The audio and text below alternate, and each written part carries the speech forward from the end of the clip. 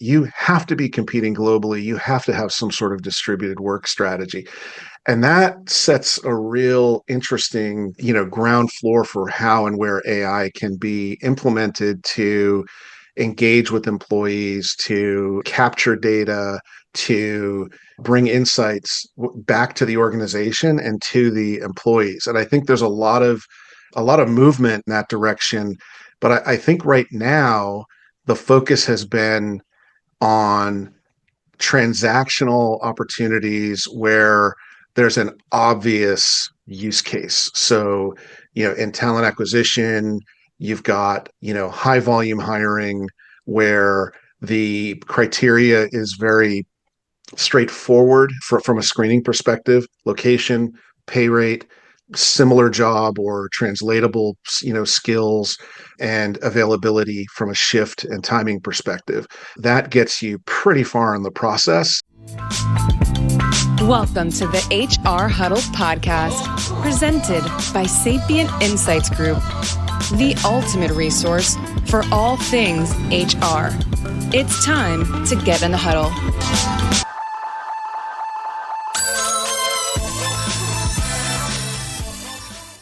Hello, everyone. Welcome back to the HR Huddle. I'm your host, Teri Zipper, CEO and Managing Partner at Sapient Insights Group, and I'm back for another exciting episode of HR We Have a Problem. This is the show where we like to break down the big and most relevant HR issues of the day. We help you make sense of what they mean, and we talk about what you might do about them. Joining me today is George LaRocque, founder and chief analyst of WorkTech. George is doing a lot of research, identifying the WorkTech category. He's got a lot of experience in this area, so I know you work with users, developers, investors, providing market intelligence across that spectrum, and I've just had a lot of experience in this space. I know you're also the chair of HR Executive Investor Summit at the HR Technology Conference, and a founding partner of Impact WorkTech, a global community of WorkTech executives and investors. Welcome, George. It's great to have you. Terry, thanks for having me. After that introduction, we can just end the podcast right there if you'd like. That was I really appreciate that. Thank you. Well, you've got a lot going on. I mean, you've been in and around this HR and WorkTech market for many years, doing everything from leading HR, it sounds like, to advising tech vendors and investors and just looking at the market as a whole. So I was really hoping we could tap into that vast experience and talk about what you're seeing in the HR tech market in 2025 and beyond, and discuss maybe some useful strategies for some of these HR tech leaders out there. Does that sound like a good plan to you? Sounds great. Let's do it. Let's get into the huddle then. So before we get into the detail, I know I gave a little bit of your background, but you've done a lot of stuff. Why don't you just give the audience a little bit deeper dive into your background and what you do? It's impressive. Oh, thank you. Well, I've had the really good fortune of my career being timed with every major transition in the HR tech space. So when I started as a practitioner, I came out of this would have been the around 1990 or so. And it was on the staffing side. And then I moved on to the employer side, shifting into a little bit more HR, and then had a fairly large consulting firm in the Boston area that was in place just as the web emerged, in the internet and the web in the mid 90s. And we were literally taking employers onto the web from a hiring perspective. This was a time when folks really didn't have jobs on their websites. You could count the job boards on one hand. Literally, globally, there were only one or two at that time. And then I moved on to the tech side as the world of SaaS and the cloud emerged, and led go-to-market and global sales. I was employee number 10 at Brass Ring. I had a few good runs in the talent management space and across the category for another decade, and then shifted gears into this world of analyst and advisory, where it's been another dozen years or so now. And that was at a time when, while there were always startups in our space, I was at several of them. The amount of capital coming into the space starting at about 2010, 2011 started to increase. Nothing like it was in 2020, but I started to watch where that money was going, what innovation it was funding, how buyers were reacting to it, and started to put a lot of content and research around, where the buyers were headed, where the vendors were headed, and not just the startups and those getting that early stage investment, but the larger platforms, and sort of how all this comes together, trying to make sense of it for both sides. So that's the lens that I bring to the conversation. Yeah. And this might just be semantics, but I notice sometimes you use work tech and HR tech not as interchangeable. What is your definition of work tech versus HR tech? Yeah. Well, I have a whole, I have pages on that, but to make it, I to need to do some simplify it, studying. yeah, but to simplify it. So I think the market has conflated HR tech and work tech to the point where it's hard to tell whether, is Atlassian work tech, is, Workday work tech? And these are, I view sort of enterprise software that goes across, sort of categories or departments or across the enterprise. That's enterprise software. I view work tech as the evolution of HR tech. Now, HR tech will continue to exist with some, let's say, older models, and it'll be just fine for a lot of organizations in different market segments and industries and so forth. But work tech represents this foundational shift to where data is really more relevant than the system. Interoperability is assumed. It's built sort of user first, employee first. It's designed without ego. So a lot of, API as a product or data as a service as a software. And that, again, that doesn't mean that there won't be more traditional interfaces for HR tech, but there are a number of principles that really define this evolution of work tech. And some legacy players are making the transition and have made the transition in large way to work tech. But it really speaks to this wave of new technology that includes, it's not all about AI, but it sort of set the foundation for AI. And those tech providers that were already embracing sort of these new models were set up really well for AI, and the employers who had already been using some of these new platforms were also set up or are set up for this, whatever's coming next, if you will. Yeah. Yeah. You're so consistent with your past history, right? You're going through another stage, right? We're about to go through, I think, another big disruption in this particular market. It's kind of been happening. It's been bubbling under the surface, right? Like people trying to figure out what are we going to do with all this stuff, and what does AI mean, and how are we going to use it, and how are we going to be more productive? But oh wait, we got to make sure that we're ethical, and we got to, just sort of figure out all these other pieces first.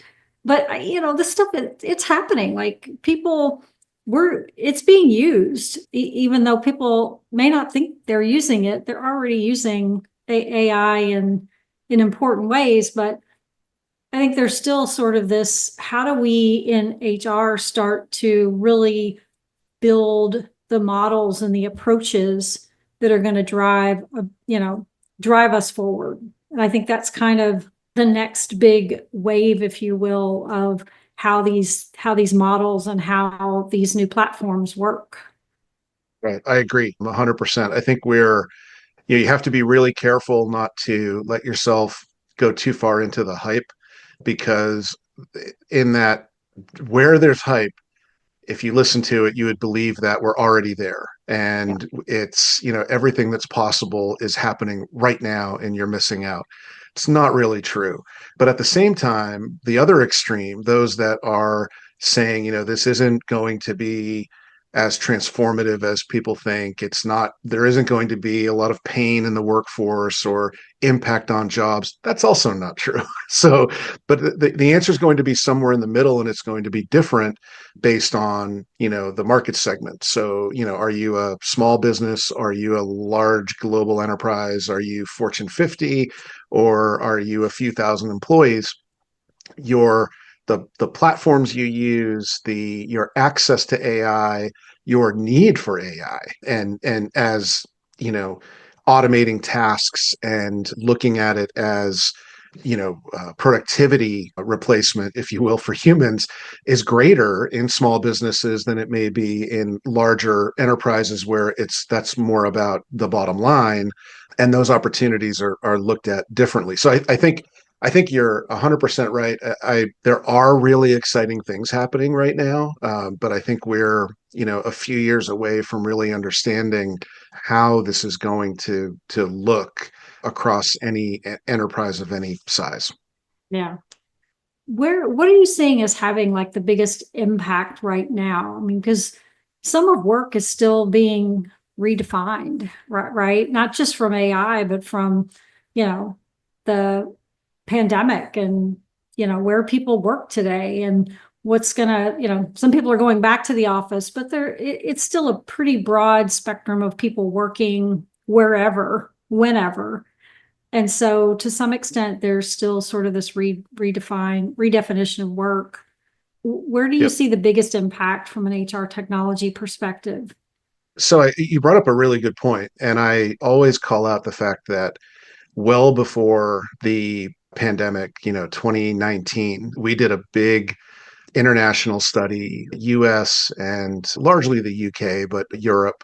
And we looked at employees and employers. We had, 4,000. It was a really good sample size. And one of the headlines that we were looking at the workplace and the workforce and, how and where people were working and what the future would look like. And one of the headlines was distributed work is the future. And that, again, pre-pandemic, and most employers, like 55%, were providing employees some sort of flexibility, some sort of flexible option, anywhere from full remote to, what we now call hybrid, or even, job sharing, or, things that created flexibility within the workplace, because the especially on the knowledge work side, you have to be competing globally. You have to have some sort of distributed work strategy.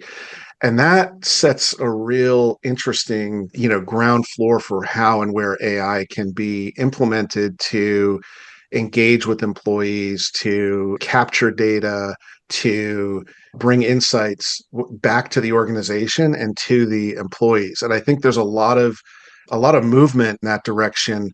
But I think right now the focus has been on transactional opportunities where there's an obvious use case. So, in talent acquisition, you've got, high volume hiring where the criteria is very straightforward from a screening perspective: location, pay rate, similar job or translatable, skills, and availability from a shift and timing perspective. That gets you pretty far in the process. Then on the HR side, we've got, employee relations and anything that's, analyzing large amounts of data like benefits enrollment, or, looking at summarizing complex options for employees and providing information from what used to be or is still in an HR manual or a policy document, and connecting that to whether it's the pay process, whether it's the performance process, and helping move transactions from a technical perspective along, Yeah. if you will. I think that's where most of the energy has been, but there are incredible, developments in process for, real assistance with analytics. And right now, what I see a lot of cool stuff with natural language and using LLMs to request reports as well as deliver reports, but that's largely just some nice packaging on what we could do before. We've had natural language report generation for 4 or 5 years. It's heading to a place where, the apps are able to anticipate your need. When promote an employee, the platforms will start asking you, they'll start lining up all the transactions and maybe even automating and executing on them, getting them whether it's their pay done correctly, any accommodations that come along with that promotion, any introductions from a leadership perspective, announcements to the organization, sort of teeing that up. A lot of things that, just for a couple of examples that are interesting, including analyzing, if you wanted to know this, then would this be helpful? You wanted to know about, pay equity in London. Do you want to see how your other departments in London also fare? How do you compare against the broader organization globally, et cetera? So Yeah. a lot of things that we're not really doing yet, but we're on the cusp. Yeah. I'm hearing from a lot of vendors, like they're really focused on this whole agentic concept, Yep. right? Mm-hmm. And creating these agents that basically just become your go-to for these questions. And I'm actually seeing vendors now that are selling capability. Like you can buy access to an agent online, right? To do something for you, which is, I think that's pretty cool. We'll see how that pans. It's like anything else, right? It starts with something that looks really different than where it ends up. But Right. I think that's really a model that we're starting to see take hold. And I think from an HR perspective, you don't have to be an expert in this stuff to make this work, but you do need to sort of understand how to get the work done and what you can take advantage of with respect to AI or these automated capabilities and agents. And you need to know how to build the model that's going to work for you, right? Right. Yeah, I think that's a really good point. As I said earlier, I think there's a lot of fear around, job displacement. And so I think there's, that probably plays into a lot of, creates a lot of trepidation for folks as they evaluate these tools. What I've been saying is, look, this change is going to either come through you or happen to you. And it's a lot less painful when it's coming through you, when you're the one helping move it along. I can't remember his name, but I just read there's a AI architect professor at NYU, and he was saying what you really need to do right now is to start thinking about you need to understand 20 tasks that you can automate with AI and leverage AI to whatever the end game is, whatever your role is, right? From a productivity perspective. And if you've done that, then you're in a sort of like, I guess the implication is a defensible position from a job perspective, but also most importantly, you're in a position of really understanding how AI can impact your department, your team, your business, and you could be in a leadership position for that transition. Yeah. I think the other thing that comes to mind is, as I was listening to you talk about agentic AI, is it really underscores. I know that I've had conversations with you and your team, folks on your team, and we're like-minded in this. We're seeing this shift back to platforms, focus on platforms. And it's not that anybody ever moved off of an HCM platform or stopped using them, but that focus on HCM platforms, that's where the data is, right? And whether it's the core HCM or whether it's your HCM and your applicant tracking system and your learning management system and any other platform based on your business, that's where the data is that the agents need.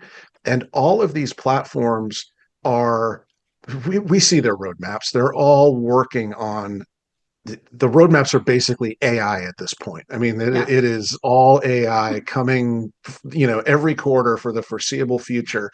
And that means that the agents the agents don't care which platforms they tie into. So it starts to look like, well, do I pull back from apps that I'm plugging some gaps with right now, or do I keep them in place until this agentic model becomes more tangible for my business? And then I can start to work with agents that are displacing apps, because the platforms are developing more capabilities. The agents promise to automate a lot of the transactional minutia that keeps me from the strategic aspects of my work or more impactful aspects of my work. So you could see this world where on one hand, the platforms are more valuable. On the other hand, moving from a platform becomes easier if I'm leaning on agents to do all of the workflow and all of the transactions, if that makes sense. So I'm really curious where this ends up. I know the platforms think they'll be more valuable, but if they're the compliance and system of record, back office filing cabinet for the agents, then the agents sort of take on this, the platforms are going to want to own those agents is where we're going to, that's for certain. I'm not clear if that's how it'll play. Yeah. Well, and I think that's going to have an impact. And I think we're seeing some of that with some of the acquisitions, some of the partnerships, some of the ways that these vendors are trying to get deeper into some of these areas so they can bring that expertise in-house and deliver those agents, right? I mean, you can replace the app, but if your agent's going to replace the app, you kind of have to have the expertise to do that, right? Right. So I think we'll see more of that as we think about a platform. It might be beyond that sort of core platform and include partners and people who have deep API into these other systems, right? So it'll be less of a hodgepodge of, just best of breed, this whole best of breed concept where I'm going out and buying, a different platform or a different solution for every part of my HR function, and more of a platform with an ecosystem. Right. Yeah, I agree. And I think IT is going to have a lot to say about, especially for the larger enterprise, about, they're going to have agents that they approve from a security perspective, privacy perspective. So you're going to have a Microsoft shop. You're going to have, folks that you might have a Workday shop where they are, if Workday is offering agents, and they will be, that that's what's blessed, but you're not able to bring in, HR may not be able to bring in their own agent to plug in because IT is not going to support, that level of integration. I mean, these systems are, in order to be effective, they've got a lot of access and there's a lot of data. They're basically integrating with whatever systems are needed as a human is doing it today, if you will. Yeah. I'm kind of thinking about our Sapient blueprint and how that might actually get blown up a little bit. Look a little bit different in the next couple of years. But what are you seeing at the vendor level? Like, what are some of the big issues that, they're grappling with around this? Because, obviously we're all trying to optimize our workforce. We don't want to add more work to the plate of our people, right? We want to add less work, and we want to make it simple. And we don't, there's so many things from an HR perspective that people do so infrequently that, this is the kind of stuff that's going to, I think, make a huge difference, just so vastly different than anything we've seen before. Because, how many times have you had to make a life event change and you're like trying to figure out where to go to do that, what to do, how to get through it? Ideally, there's no more looking, right? This is going to be a conversation with your agent to say, here's what I need to do. And it's going to go do it for you. Well, it's a really good point, because if you think about all of those unique aspects of any, like as you said, we'll use life change as an example. I would bet that those unique aspects don't show up in the competencies, skills, or even job description of the HR professional who is now sitting over, those transactions. So if it's not, we need to have all of that in order for the AI, or even in order to build the AI, integrate the AI to be having access to the data that it needs to get the job done. And if it's done improperly, or we come at it with a sort of, just a pure accounting mindset, like, we're increasing productivity with a machine versus a human, we could find ourselves in hot water and potentially out of compliance, potentially, looking at, fines and lawsuits. Some life changes come along with some regulatory oversight. Yeah. So I think that's one thing to be concerned with. There's so many things that are, I think both HR, all of HR and the vendors are grappling with right now. I made a comment earlier about focusing on the more strategic work, and that's been said a lot. We've heard that, everybody says that. Yeah. But what I'm finding is that's almost like an unknown for 90% of the HR world. And just, I would say, if you told me that you're going to take away 50% of the administration that I'm doing, and it wasn't happening organically, but tomorrow I had all this time, Yeah. what would I do? I'd have to, really think about that. I'd have to really, I'm not sure that I have those answers. And I think that's the struggle in envisioning, okay, so if tomorrow that's where we're headed, what does that look like for me? What does that look like for my team? What does that look like from a resourcing perspective? I think a lot of vendors are struggling with defining that, or helping educate, or helping, illuminate what that might look like. And I think we've got I wouldn't call it a disconnect, because I think everybody's intent is to get to that same place. It's more of just a lack of, we maybe need to slow it down for a beat and really think about that. And it's going to be one off. Every HR leader, every organization is going to look a little different. That I'm hearing more and more on both sides. It's been interesting, because I think from the vendor's perspective, the thought of, just that value proposition of, you'll have all this time, it's not moving as much software as quickly as they thought it would. And it's because there are a lot of implications around that the HR leader needs help with. Yeah. It's interesting. I saw a study the other day. It was HR executive study, that the top 5 things that are keeping HR up at night. And in that top 5 was 3 that I felt like were really tied together. So HR technology, clearly, this is and a lot of that is the AI question, employee engagement, and change management. Because when you it's think about all almost this stuff, what we've right? been talking about. Yeah. Exactly. I think that's going to be huge for people as they think through this, because you don't just change the model. It's still going to impact people, and we're still going to have people doing plenty of work, but how they think through, not just how they implement this, but how they then anticipate the change across the organization and what that ripple effect looks like. I think that's going to be really interesting, and I can see why that's keeping HR up at night. 100%. There's another one that I want to make sure I put out there for you, and it's starting on the vendor side, this challenge, but it has an immediate impact for HR leaders everywhere. And that is the vendors are struggling with pricing right now. Yeah. So AI comes with some unique cost implications. There are, tokens that are used for transactions with the AI.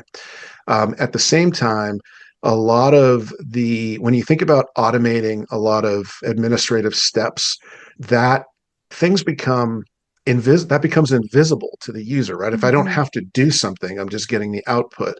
So while the overall enterprise is benefiting, the number of users is different. It starts to look different. Classically, in our HR world, it's largely in the cloud, and it's largely a subscription model, price per employee per month. This shift to AI has everyone thinking about more results-based pricing, more usage-based pricing. So when the AI is used, you're paying, pennies or dollars or however they model this.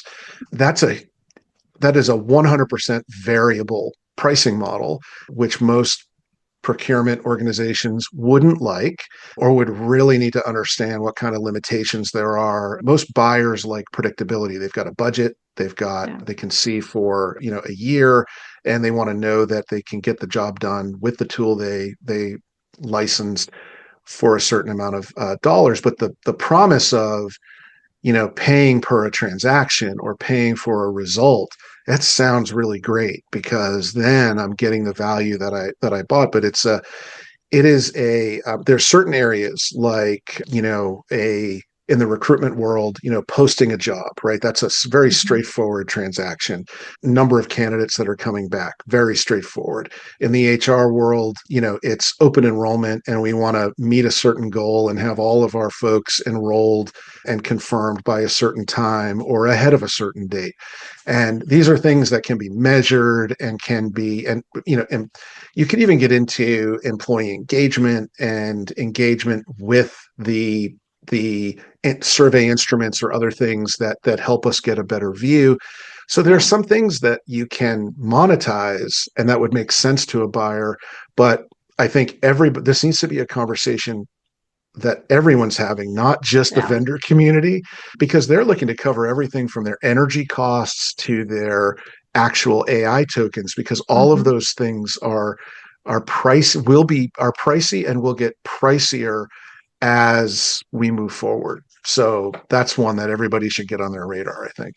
Yeah, I think that's huge. That's a good point. I was going to ask you what other things you think buyers should be thinking about or considering. I think that's obviously one of the things. And I think that's one of the things that probably is going to make people nervous. Like what is going to happen and what is this going to cost me? Because I can't control, how many transactions people are going to try to process, right?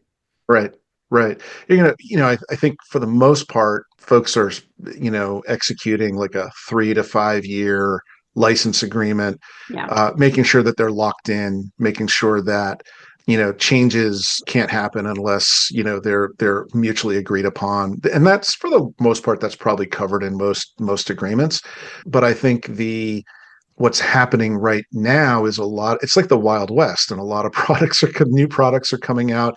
So you may be, using a platform today, and as they release their agent, the agent may come with a different pricing model, or may be free for some time and then not free. And you need to be able to anticipate, if it's a usage-based or results-based pricing model, you need to be able to anticipate what impact that's going to have. Similar to, there was an Indeed debacle they went to a results-based pricing model last year. I think it was last year. And they had to roll it back because the customers just weren't ready for it. They're used to paying for applicants, and they had a pretty good understanding of that. But when it became, or paying for candidates, but when it turned into applicants, and Indeed was setting the threshold for what that was, there were customers with, 500-600% increases in their monthly bills. They weren't ready for that. And that's the kind of surprise that may be waiting for you. And it would be a much bigger surprise if it were your HCM platform. So, So be talking to your vendors, right? About what they're thinking about from a pricing model perspective, and give input, because they need it, right? Because they'll do things that have to be undone later because they, just like you described, they just kind of blow up. So give your vendors advice. I know you do a lot of work with startups as well. Do you have any guidance or advice you'd give anyone who's looking at some of these new companies before or as they're making a buy decision? Yeah, I think it's, the same advice that I would have given a few years ago that I would give today. You want to look at your tech stack as an investment portfolio. And so there are certain places where you may be willing to take more risk, where early stage startups may be a great opportunity to, grab some really leading edge technology and move something forward in a way that's interesting, get some experience with AI for a team or the whole company. But there are other areas where you wouldn't, right? I wouldn't necessarily go with like a nascent payroll platform that's emerging, right? But I might go with a financial wellness company that has an interesting model.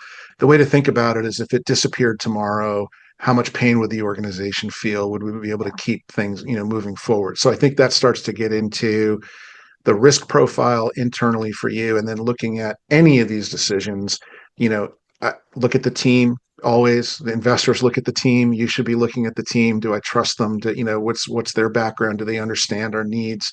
Also, you have the right to ask about their financial profile. How much money have they raised? How long ago did they raise it? Are they profitable? What are their plans? And getting that picture again against that risk profile is important. And I think there are great opportunities to be an early customer with a startup that where you have a lot of weight on their roadmap. Yeah. You have a lot of weight on where they go based on being there for them Yeah. in early days. So I'm a big fan of that ecosystem, but from the buyer side, you just need to, Do your real, work. yeah, Yeah. yeah. Do your There's homework. always homework. Yep. Yeah. Yeah. So I think I heard you say a couple things. One, from an HR tech leader perspective, start thinking about and give this task to your team, right? What are the 20 tasks that they need to be thinking about automating? Like, push people to volunteer to do things. I know volunteering for stuff that you have no idea how to do is one of the best ways to learn how to do this shit, right? I Yep. mean, just raise your hand. It doesn't matter if you know it or not. Nobody, Yep. nobody else knows it much better than you do, right? And then, start thinking about pricing. I love even if you're not looking at, startups, you still should be looking at your HR tech portfolio as an investment strategy. Yeah. I mean, we pitch that as well. I mean, that is critical to how you think about your HR technology and how you bring things in and out of that stack. Yeah. Is there any other advice you might give HR tech leaders today that just things they need to be thinking about as we go into 2025 and beyond, might sneak up on them or might not even be something that's on their radar at this point? Yeah, I think what I've been thinking about lately is this more agile world that we're in now looking like what used to be a 9 to 12 month window that we might have realistic planning for is like a 90-day window. Yeah. And I think many may be doing this, but based on what I'm hearing, especially now as we're moving into a new year and you've got, mixed, is it optimism? Is it cautiously optimistic? However you feel about the future, there's much more uncertainty beyond like a quarter than there used to be. And I think building from a budgeting perspective, from a resourcing perspective, not getting to the point where you're just frozen in place and too conservative, but realizing that the realities can change that quickly. We watched it with the pandemic. We watched it with the economy, the job market. I think it's important to be keeping some powder dry, as they say in the investment world, to be able to react, to be able to pivot, to respond, if you will, and not have gone so far that you can't move in one direction or another based on whatever those external forces are that impact you. Yeah.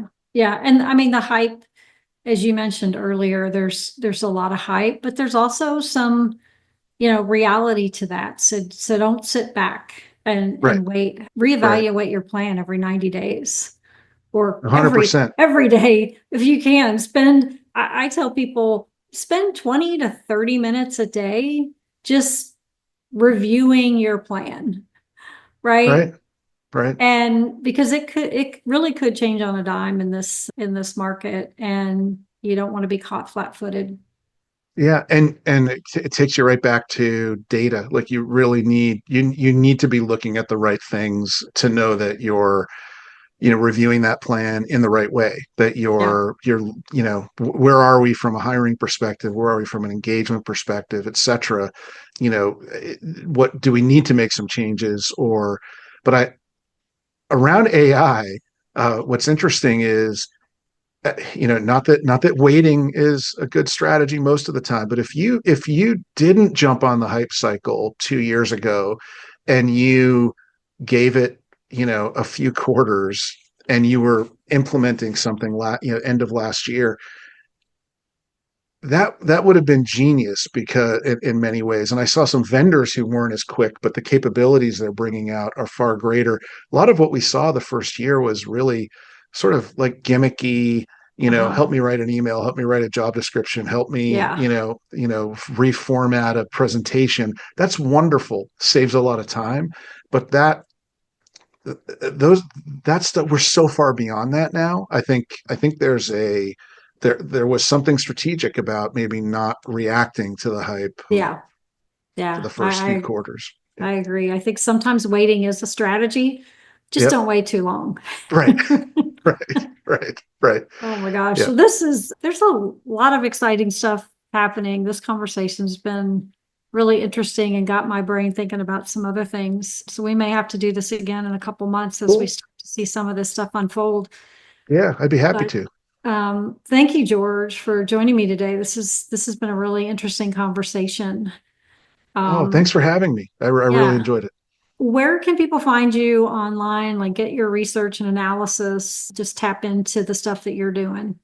Yep. The website is the number one, worktech.com. And I'm on LinkedIn and engage a lot there. So yeah, you'll find me in either of those places. Awesome. Well, I want to thank our producers, the Brand Method Media Group, Kelly, our marketing team, Summer and Cindy, and I want to thank you for tuning in. Just a couple of reminders, our annual HR System Survey report is out and talks about a lot of this HR tech, as well as what's happening from an AI perspective. So go to the website at sapientinsights.com and check it out. Also, be sure to listen to my partners, Stacy and Cliff, next week while they spill the tea on HR tech. A lot of interesting things happening there. And they'll go into a little bit more depth on some of these vendors and things like that. And we also have some big news coming soon on our podcast platform. So stay tuned for that. That is all the time we have for this episode of HR We Have a Problem. If you enjoyed the episode, you can subscribe to it on your favorite podcast app. Appreciate it if you'd leave us a review. We'd love to hear what you're thinking about or other topics that you might want to hear us talk about on this show. And we will be back in 2 weeks with another episode of HR We Have a Problem. Thanks, everybody.